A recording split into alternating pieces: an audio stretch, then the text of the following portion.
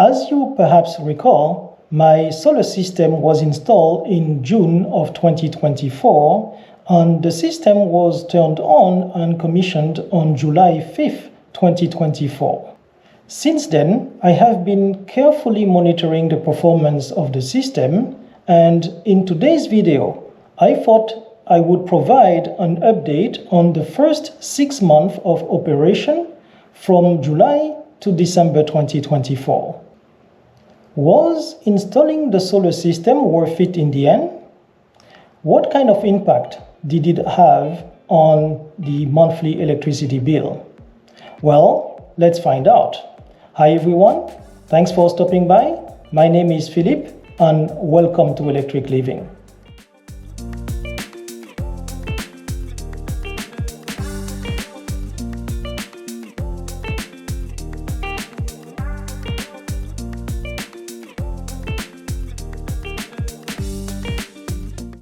As you may also recall, my solar system is composed of 28 solar panels of 425 watts each for a grand total of 11.9 kilowatt peak.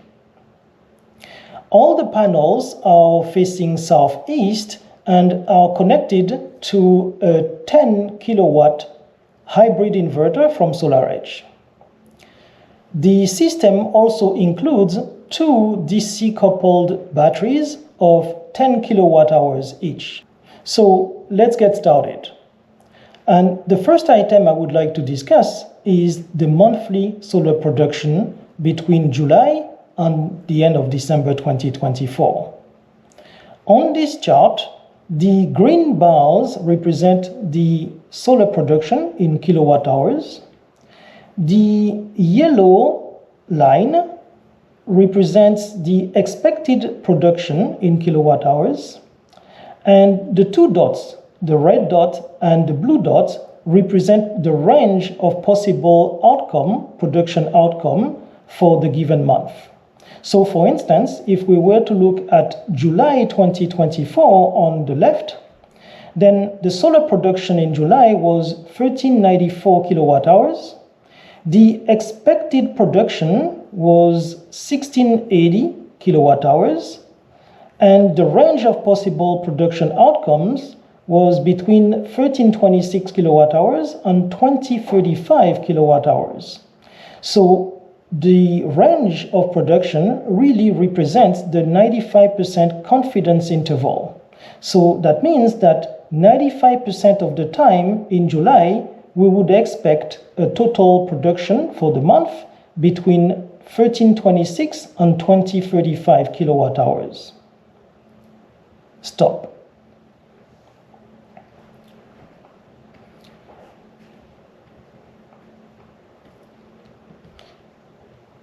Start.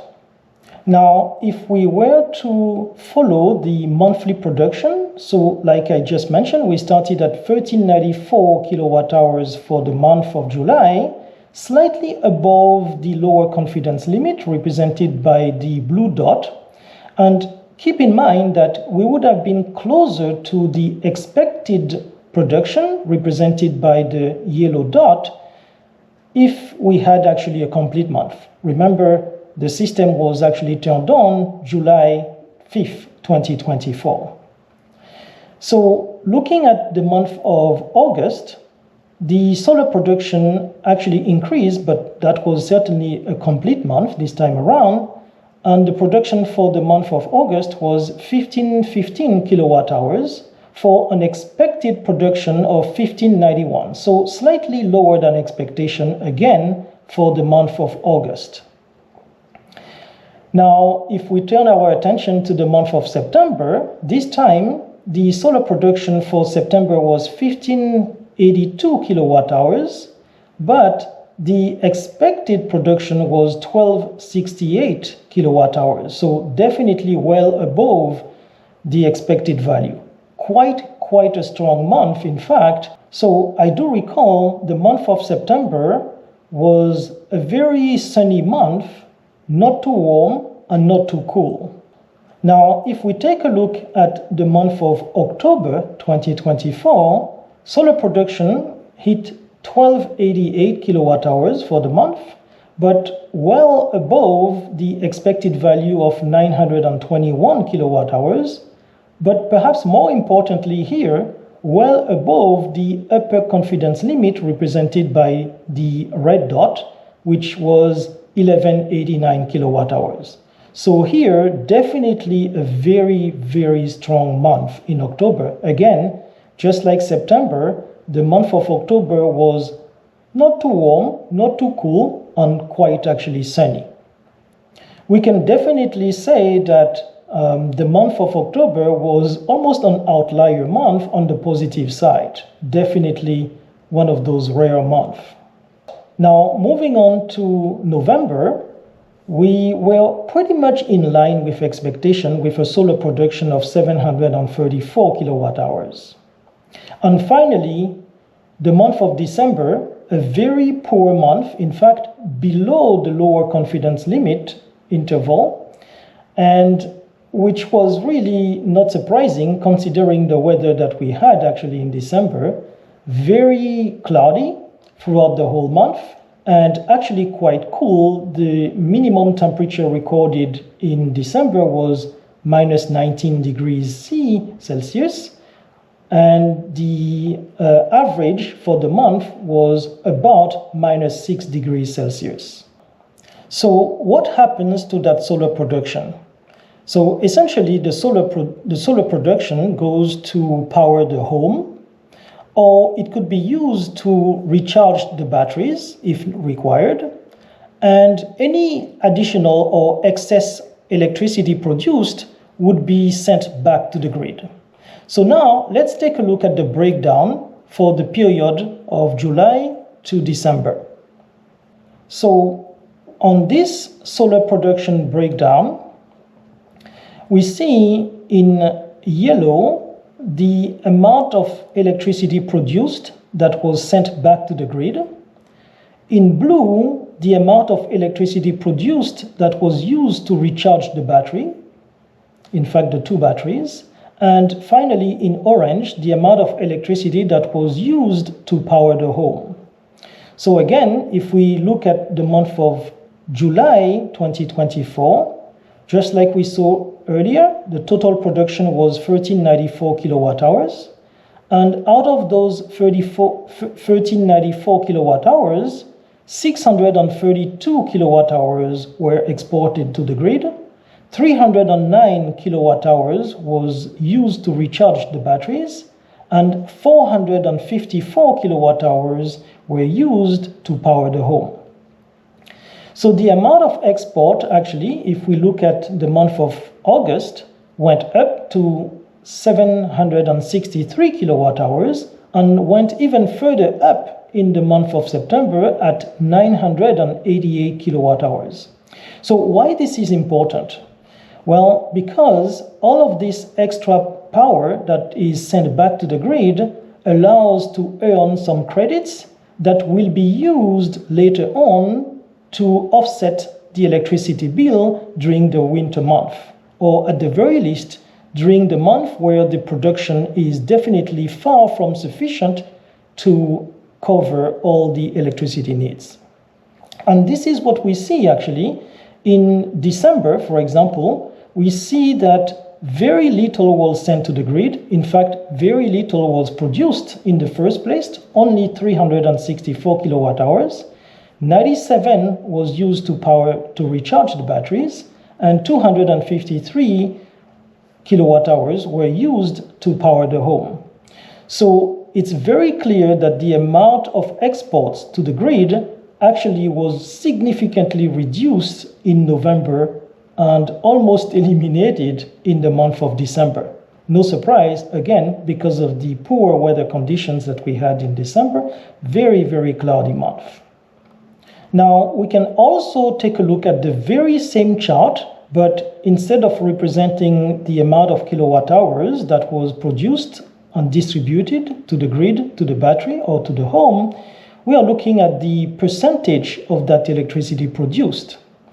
To the grid, 45% of the electricity produced went to the grid in July, all the way to 4% only that went to the grid in the month of December. So quite a significant difference, especially when compared to, again, the month of September, which saw 62% of the electricity produced was exported to the grid.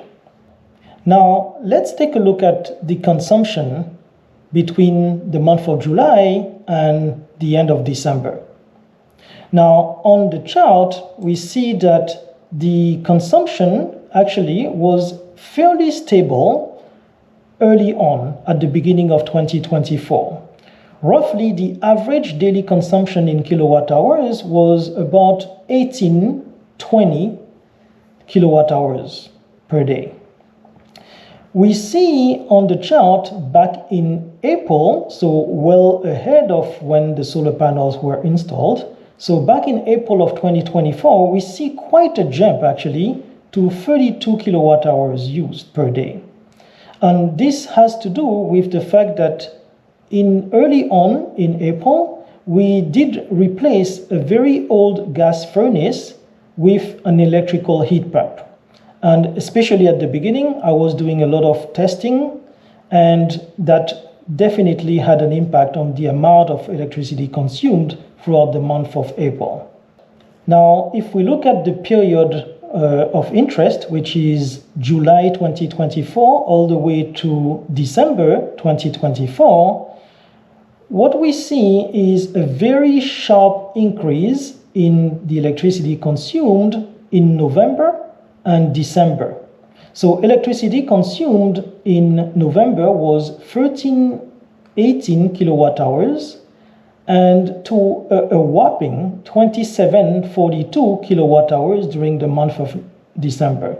Again, days are getting shorter in November and December, and again, very cold weather, cloudy conditions, then definitely the electric heat pump was mostly responsible for the sharp increase for heating purposes in the overall consumption. Now, let's take a look at the breakdown in consumption. In the chart, we see that in yellow, the consumption from the grid, so the electricity imported from the grid is represented with the yellow bars. In blue, we have the electricity consumed by discharging the batteries. And finally, in orange, the electricity consumed directly from the solar production. So again, if we look at this breakdown in July, we see that 234 kilowatt hours were imported from the grid, 268 kilowatt hours were discharged to power the home, and 454 kilowatt hours were directly used from the solar production. So this is also very interesting chart because we can see how much was self-consumed between what we produced from the solar panels and from what we discharged from the batteries. And remember, the batteries are only charged in this case from electricity produced from the solar panels. And so in July, 722 kilowatt hours were self-consumed.